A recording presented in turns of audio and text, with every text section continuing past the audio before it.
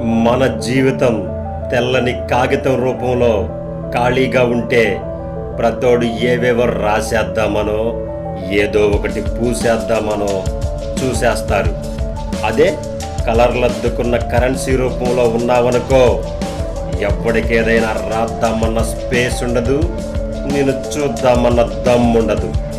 నేను టచ్ చేసినా ఏ కలరు నీకంటదు. మిత్రమా, దేవుడు మనందరికీ అన్నీ ఇచ్చాడు, ఒకేలా ఇచ్చాడు. కానీ ఒకడు డబ్బులా బ్రతికితే ఇంకోడు డబ్బులా బ్రతుకుతున్నాడు. మీ గుండె మీ జీవితాలకి ఓ ఎగ్జాంపుల్ కావాలి. నీ గుండె నీ ఫ్రెండ్ అయితే ఏ ట్రెండ్ అయినా సెట్ చేయొచ్చు, ఎవడి బెండ్ అయినా తీసేయచ్చు. మీకు తెలుసు కదా, గుండె ధైర్యం ఉన్నోడు ఎటువంటి కండలనైనా పిండి చేస్తాడని. మనిషి నిత్యం కృషివలిలా కష్టపడితే, ఓ ఋషిలా కలబడితే ఎవ్వడూ తాకలేని ఓ మహర్షిలా నిలబడతాడు. అందుకోసం నిరంతరం కష్టపడాలి, శ్రమని ఇష్టపడాలి.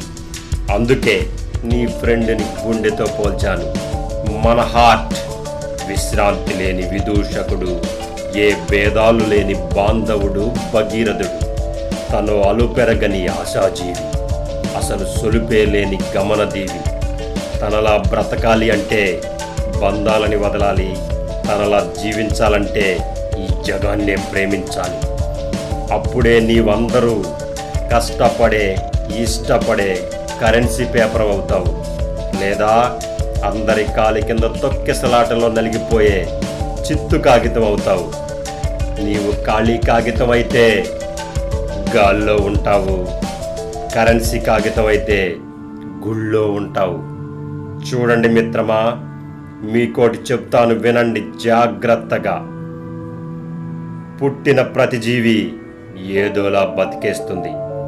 బ్రతకటం అందరికీ తెలుసు.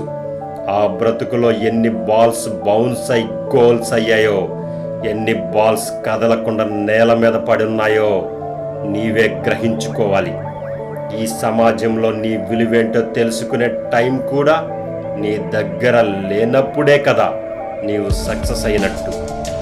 అప్పుడే కదా నీ సక్సెస్ స్టోరీ ఓ బుక్కులో ప్రింట్ అయ్యేది.